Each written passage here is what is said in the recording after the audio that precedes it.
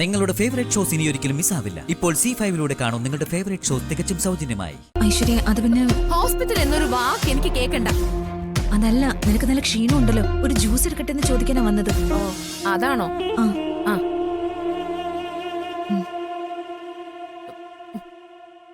എന്താ നിങ്ങൾ പോകുന്നില്ലേ? ബാപ്പു,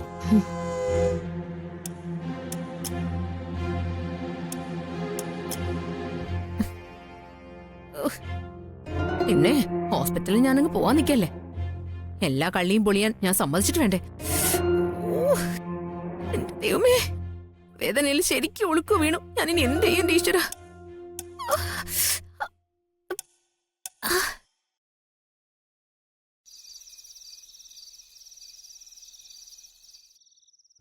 ഞാൻ പലതവണ ശ്യാമയോട് എന്റെ സംശയം പറഞ്ഞതാ. അതിപ്പോ വെറും സംശയമല്ല, ശരിയാണെന്ന് തന്നെ എനിക്കിപ്പോ തോന്നുക. എന്ത് സംശയം? ശ്യാം ഇന്ന് ശ്രദ്ധിച്ചില്ലേ, ഐശ്വര്യടുത്തി എന്തൊരു വീഴ്ചയാ വീണത്. എന്നിട്ട് ഹോസ്പിറ്റലിൽ പോകാൻ സമ്മതമല്ല. അതാ ഞാൻ പറഞ്ഞ ഐശ്വര്യടുത്തി പ്രഗ്നൻസി അഭിനയിക്കുകയാണെന്ന്. അങ്ങനെയൊന്നും പറയല്ലേ, പാവം കിട്ടും. ഏതെങ്കിലും സ്ത്രീക്ക് അതിന് കഴിയോ?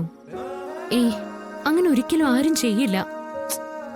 ആരും ചെയ്യില്ല, പക്ഷെ ഐശ്വര്യടുത്തി അതും അതിന്റെ അപ്പുറവും ചെയ്യും, സംശയമില്ല.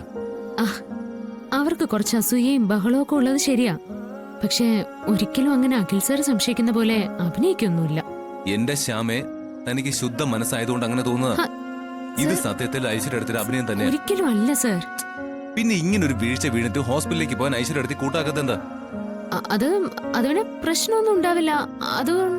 എന്നാലും അതല്ലല്ലോ, വയറ്റിലൊരു കുഞ്ഞുണ്ടെങ്കിൽ അതിനെന്തേലും പറ്റിയോന്നുള്ളൊരു ഭയം കാണണ്ടേ?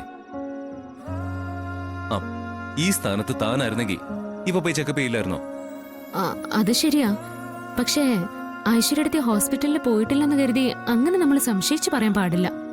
ഒന്ന് ആലോചിച്ച് നോക്ക്, അരുണേട്ടൻ ഐശ്വര്യടുത്തിയെ മനഃപൂർവ്വം തള്ളിയിട്ടതാണോ? അല്ലല്ലോ. എന്നിട്ട് അവരിവിടെ അമ്മയുടെ മുമ്പിൽ വന്ന് പറഞ്ഞെന്താ? അരുണേട്ടൻ മനഃപൂർവ്വം ചെയ്താണെന്ന്. അമ്മയുടെ മറ്റും വഴക്കും ചകാരോ അരുണേട്ടന്. ഇങ്ങനെയായ അരുണേട്ടൻ ഐശ്വര്യടുത്തിൽ നിന്ന് കൂടുതൽ അകലേ ഉള്ളൂ. അരുണേട്ടനോട് മനസ്സിൽ പകവച്ച് പ്രതികാരം തീർക്കുന്ന രീതിയാ ഐശ്വര്യടുത്തി കാണിക്കുന്ന. ആരൊക്കെ എന്തൊക്കെ പറഞ്ഞാലും അത് ന്യായീകരിക്കാൻ എനിക്കാവില്ല. എപ്പോഴും അശ്വതി ചേച്ചിയും കുഞ്ഞുവാ അവരുടെ മനസ്സില്. അതിന്റെ ദേഷ്യം അരുണേട്ടനോട്. ഇത് ശരിക്കും മുന്നോട്ട് പോകുന്ന എനിക്ക് തോന്നുന്നില്ല. ഒരു ഭാര്യയുടെ പക്ഷത്തുനിന്ന് ചിന്തിക്കുമ്പോ ഐശ്വര്യടുത്ത് ചിന്തിക്കുന്ന ന്യായമല്ലേ? അശ്വതി ചേച്ചിയും അരുണേട്ടനും ശ്രീകുട്ടി ഒന്നും തെറ്റുകാരല്ലെങ്കിലും ഐശ്വര്യടുത്തേക്ക് മാത്രമുള്ളതാവണം അരുണേട്ടൻ. ഒരു ഭാര്യയുടെ പക്ഷത്തുനിന്ന് ചിന്തിക്കുമ്പോ അത് ശരിയാ. സ്വന്തം ഭർത്താവ് മറ്റൊരാളുടേതാണെന്നറിഞ്ഞ ഏത് ഭാര്യ അത് സഹിക്ക? സാർ അത് പറ. ഡൗൺലോഡ് ചെയ്യൂ C5 ആപ്പ്. കാണൂ എല്ലാ എപ്പിസോഡുകളും സൗജന്യമായി.